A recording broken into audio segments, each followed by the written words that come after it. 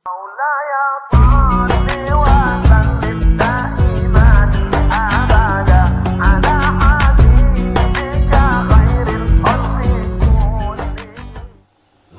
yang letih, badan atau pikiran? Kalau dikatakan orang letih badan, kenapa orang yang berangkat jam 7 pagi dari rumah, menggali parit, pulang jam 7 malam untuk menanam kabel optik, badannya sehat? Mengapa orang yang berangkat dari rumah jam 9, naik mobil, pakai AC, di ruang ber-AC, punya staf, sekretaris, tak ada kerjanya berat, tapi darah tingginya naik, asam lambungnya naik, gula darahnya naik. Pas dicek sama dokter katanya, bapak terlalu lelah. Sebetulnya yang lelah di badan apa pikiran? Pikiran lelah. Orang yang lelah dari pagi sampai petang, enak tidurnya. Bisa dia nonton TV sama anaknya. Lelah pikiran. Jadi orang modern ini sebetulnya bukan lelah badan, tapi lelah pikiran. Maka adalah tempat-tempat untuk menyediakan supaya pikiran tidak lelah. Slogannya, semboyannya ditulis di depan, how you can stop your mind. Bagaimana Anda bisa menghentikan pikiran Anda. Bayangkan kalau kita menjadi manajer sebuah hotel, yang kita pikirkan, masuk dari mulai checkpoint, bagaimana supaya teroris tak masuk ke hotel meledakkan. Akhirnya dibuatlah detektor. Mobil Ustadz diperiksa detektor. Dan dia, bagaimana supaya mobil ini, parkirnya, bagaimana supaya rapi bersih, taman di bawah. Lalu kemudian masuk ke dalam hotel, pintu lagi, dulu detektor untuk bom. Bertambah lagi satu lagi, detektor COVID, supaya COVID tak masuk. Bagaimana ruang bawah lobi ini cantik, supaya orang masuk ke dalam, wow, luar biasa. Lalu kemudian bagaimana makannya, bagaimana liftnya, jangan sampai ada macet, bagaimana lampunya, bagaimana toiletnya, bagaimana TV-nya, bagaimana, jangan sampai listrik mati. Itu semua di kepala dia semua, mikir. Saking kan sibuknya memikirkan ini semua, lupa dia memikirkan istrinya berselingkuh. Lain lagi memikirkan anak. Lelah, letih pikirannya.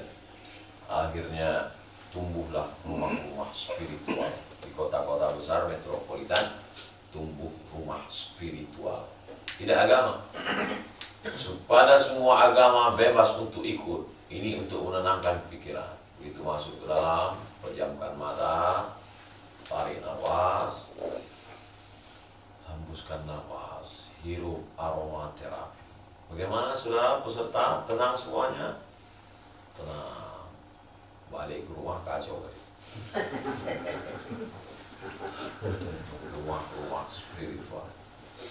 Yang satu lagi menawarkan dengan musik. Semakin kencang musik tadi, semakin ini, semakin goyang, masuk pil anjing gila, macam-macam. Itu semuanya menawarkan ketenangan, karena orang tak mendapatkan ketenangan. Bagaimana dengan Islam? Maka Islam, kata Nabi, arihna ya Bilal. Bilal, cepat qomat supaya kami bisa istirahat. Istirahatnya itu dalam sholat. Dalam sholat itu putus semuanya, tinggal kita connect kepada Allah SWT. Aku sholat subuh 2 rakaat. Kalau dipikirkan jadwal kita hari ini, baru membacanya udah capek.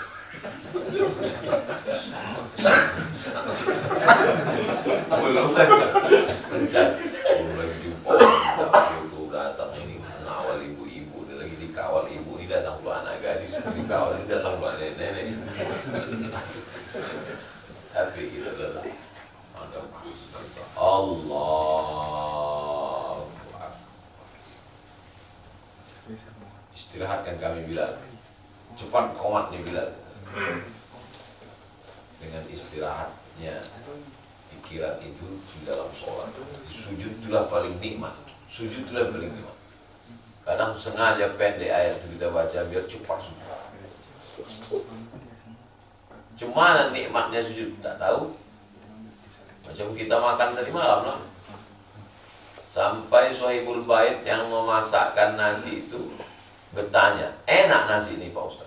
Enak Pak. Tapi untuk mengungkapkan enak itu tak tahu saya. Maka saya pilihlah beberapa kalimat. Biasanya saya kalau makan nasi ini, nasi biryani ini kadang terlalu pedas karena jintan hitamnya tak merata. Tapi Bapak masak ini luar biasa enak. Kata enak itulah yang cuma bisa mewakili. Tapi enak kata saya kan tak sama dengan enak kata Bang Iqbal. Tak sama dengan enak kata Habib Rifki Al-Habib. Macam mana enaknya sujud itu? Saat kita berhubungan dengan Allah Subhanahu Wa Taala, putus segalanya. Yang ada hanya Allah. Ma fi qalbi ghairullah. Subhana rabbiyal a'la.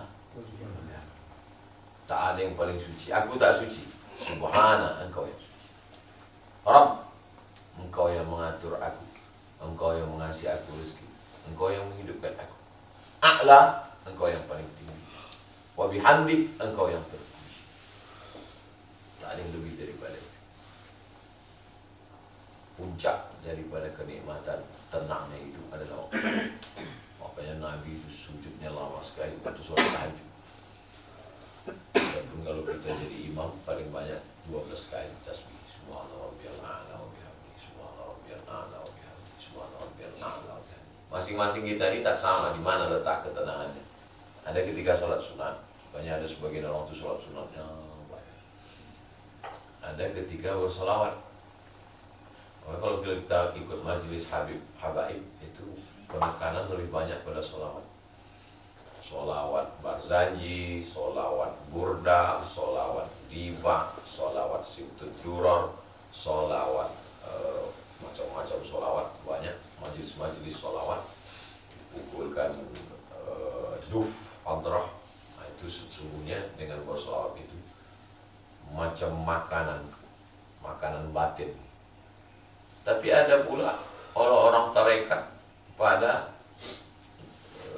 zikir Ismu Zat, tarekat Naqsyabandiyah. Tarekat ni habaib juga. Iya. Yang paling tua Syekh Abdul Qadir Jilani. Syekh Abdul Qadir Jilani itu habib, keturunan Sayyidina Hasan. Sebahagian mereka kalau dari Hadramaut paling besar keturunan Sayyidina Husain. Innal Hasan wal Husain Sayyidah Syababi Ahli Jannah. Tarekat Qadiriyah Syekh Abdul Qadir Jilani habib. Tarekat Naqsyabandiyah Bahauddin Naqsyabandi habib. Tarekat Syaziliyah Syekh Abdul Hasan Al-Syazili habib.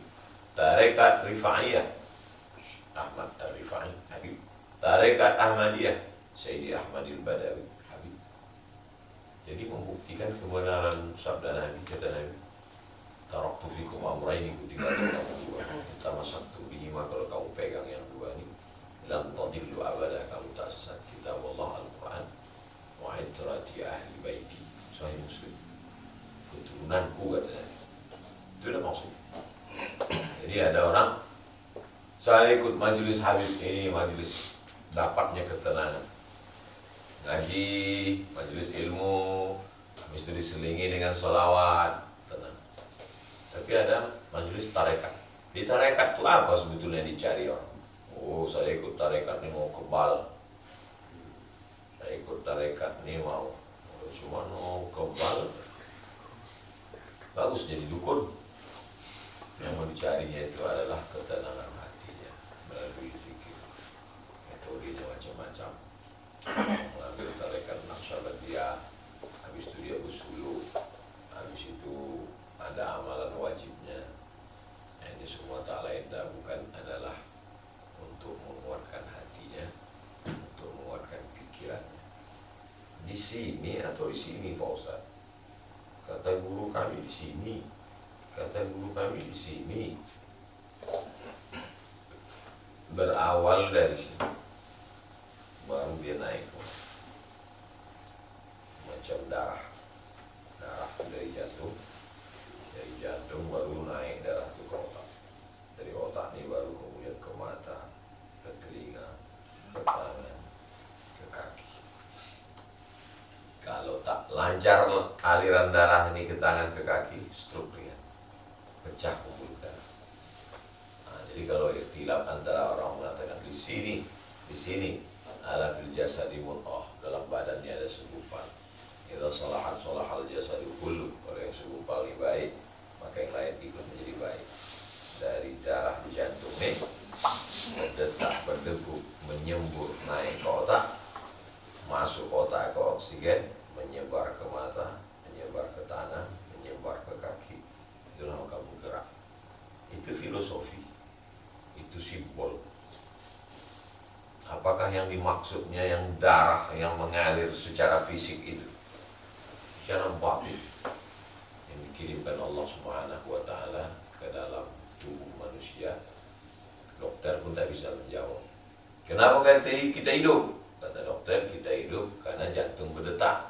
Kenapa jantung berdetak? Karena ada asupan makanan, karena ada oksigen. Kenapa? Nah, kalau disusul-susul tak bisa dijawab. Kenapa tiba-tiba berhenti berdetak? Nah, karena mungkin karena kurang olahraga, Pak Ustadz. Karena kurang olahraga. Justru habis olahraga itu mati. Yang tak olahraga tak mati-mati. Nah, untuk membela siapa yang malas olahraga. Jangan itu habis jogging tinggal. Jadi balik pada rahasia Allah Subhanahu wa Ta'ala. Jadi otak kita ini tidak berhenti berpikir, memikirkan apa yang ditengok. Maka kita disuruh untuk menundukkan pandang. Karena kalau kita udah makan semua kita pikirkan. Oh, cantik kayak gini, hotelnya berapa lah wallpaper ini, cuma masang ini semen putih apa pula capek otaknya. Belum keluar hotel udah capek duluan otak itu. Bagaimana cara mau istirahatkan otaknya? Tak ada cara lain. Makanya dikatakan ala bidzikrillah tatma'innul qulub. Dengan banyak berzikir dengan Allah tatma'innul. Orang tarekat penekanannya pada zikir ismullah. Allah